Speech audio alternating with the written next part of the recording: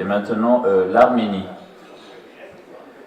Monsieur le Président, Madame la Secrétaire Générale, chers collègues, tout d'abord, je voudrais remercier les autorités françaises d'avoir accueilli la conférence ministérielle, la présidence malgache ainsi que le secrétariat de l'Organisation internationale de la francophonie pour la qualité d'organisation de cet événement.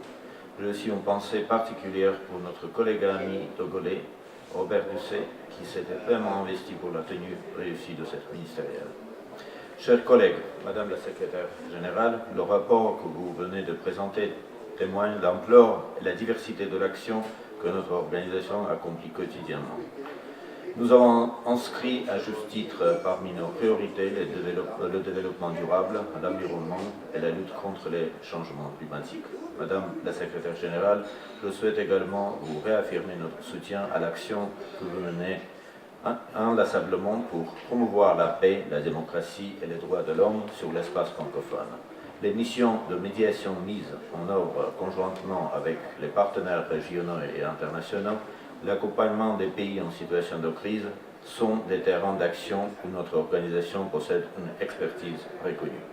Je tiens à souligner dans ce contexte l'engagement dont l'Arménie a fait preuve durant sa participation au sein de la mission de haut niveau que vous avez dépêché en République démocratique du Congo.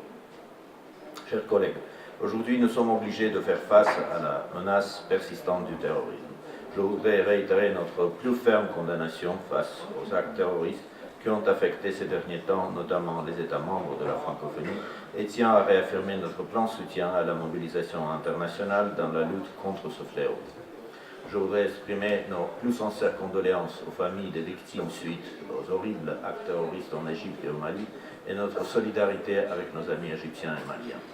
La participation de l'Arménie au sein des missions de maintien de paix des Nations Unies, particulièrement dans l'espace francophone, notamment au Liban et au Mali, témoigne de notre engagement résolu en faveur de la paix et de la stabilité.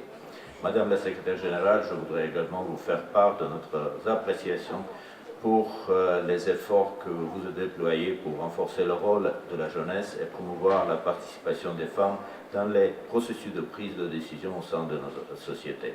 À ce propos, nous valorisons votre initiative qui s'est concrétisée dans la tenue de la conférence des femmes de la francophonie qui fut accueillie à Bucarest. Soutenant pleinement l'appel lancé à l'issue de cette conférence, nous estimons que la stratégie de la francophonie pour l'égalité hommes-femmes pourrait figurer parmi les documents du 17e sommet à Yerevan en 2018.